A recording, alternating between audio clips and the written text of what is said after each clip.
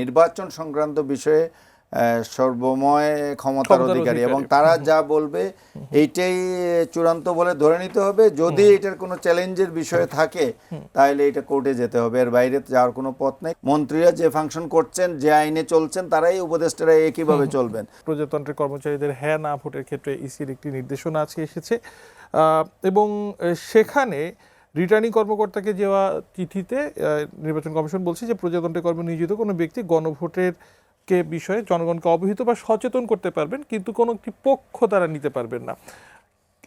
কিছুদিন আগে ডক্টর আলী রিয়াজ একটি জাতীয় দৈনিকের সংবাদে তিনি বলছিলেন যে সরকার এবং প্রজাতন্ত্রের কর্মচারীরাও যদি কোনো একটি পক্ষ নেয় সেটা আসলে আইনি কোনো বাধা নেই। তাহলে আজকে অবশ্য নির্বাচন কমিশন তারা বলছে 2025-এর 21-এর গণপ্রতিনিধিত্ব আদেশ এবং 1972-এর অধ্যাদেশ অনুচ্ছেদ 86 অনুযায়ী এটি দণ্ডনীয় অপরাধ বলছে। কার ব্যাখ্যাটা তাহলে আপনার কাছে গ্রহণযোগ্য মনে হচ্ছে?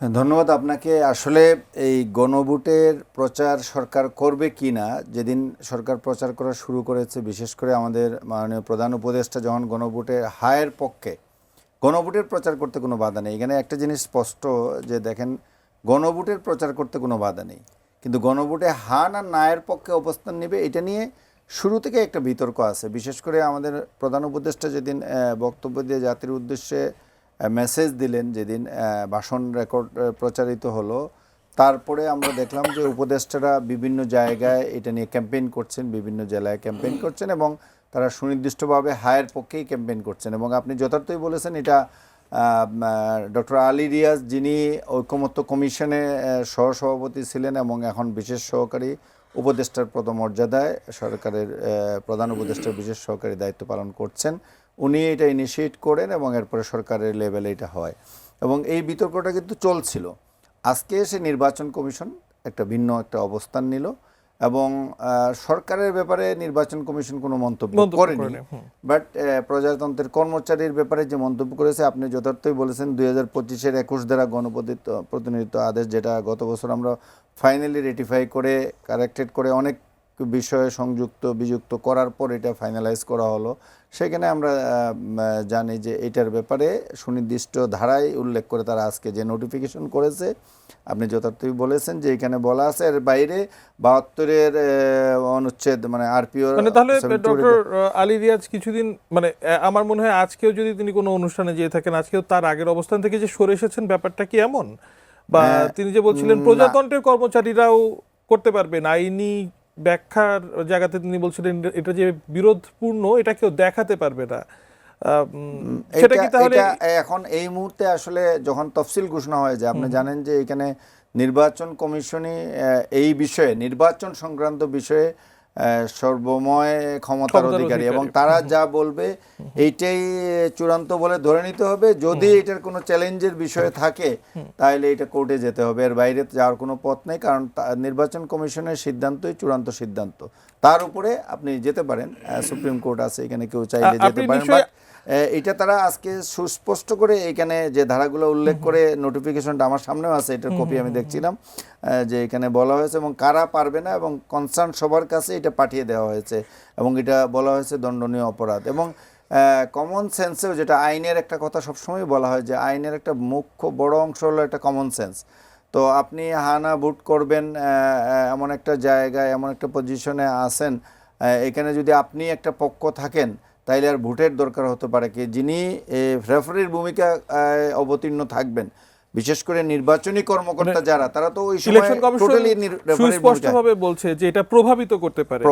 আপনি নিশ্চয়ই, আমি এখানে ইলেকশন কমিশনের স্ট্যান্ডের সাথে আমি একমত পোষণ করি ব্যক্তিগত। আমি আরেকটা বিষয় আপনার একটু দৃষ্টি আকর্ষণ করতে চাই এই প্রসঙ্গেই। আপনি জানেন যে সম্প্রতি অন্তর্বর্তীকালীন সরকারের জাতীয় নিরাপত্তা উপদেষ্টা খলিলুর রহমান, প্রধান উপদেষ্টার বিশেষ সহকারী ফয়েজ আহমেদ তৈয়ব ও নির্বাচন কমিশন সচিব আক্তার আহমেদকে বিমান বাংলাদেশ এয়ারলাইন্সের পরিচালনা পর্ষদের নিয়োগ দেওয়া হয়েছে।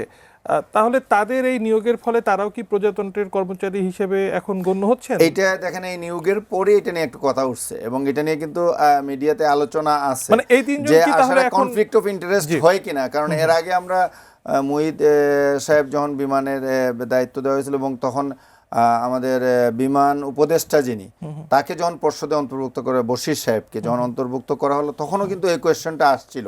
আমরা এই সমস্ত জায়গাতে কিছু গ্রে এরিয়া আছে। আমার মনে হচ্ছে যে গ্রে এরিয়াগুলোতে সরকারি সিদ্ধান্তগুলো মাঝে মধ্যে একটু প্রশ্নের মুখোমুখি হচ্ছে। এগুলা যেটা অ্যাভয়েড করা যায়, আমার মনে হয় নির্বাচনটাকে এখন ফোকাল পয়েন্টে, যে মুহূর্তে নির্বাচনী ফোকাল পয়েন্ট, এখানে এই সমস্ত বিষয় আসে নিয়ে বিতর্ক সৃষ্টি করে অযথা এটা দৃষ্টিটা ভিন্ন দিকে নিয়ে যাওয়ার কোনো কারণ কনফ্লিক্ট অফ থাকতে পারে না। ইন্টারেস্টের মানে আপনি যথার্থই বলেছেন, কিন্তু আমি জানতে চাচ্ছিলাম যে এই তিনজন মানে তারা কি এখন গণভোটে একটি পক্ষ নিতে পারবেন কিনা, তারাও যদি মানে আমি ওই কারণেই বলছি যে এটা কনফ্লিক্ট অফ ইন্টারেস্ট। ওই জন্যই বলা হয়েছে যে আপনি এমন কোনো দায়িত্বে থাকবেন না যখন আপনি উপদেষ্টার দায়িত্ব, মানে উপদেষ্টা তো এখানে মন্ত্রীর স্ট্যাটাস, এবং ওইখানে এক লাইনেই বলে দেওয়া আছে যে মন্ত্রীরা যে ফাংশন করছেন, যে আইনে চলছেন, তারাই উপদেষ্টারা একইভাবে চলবেন।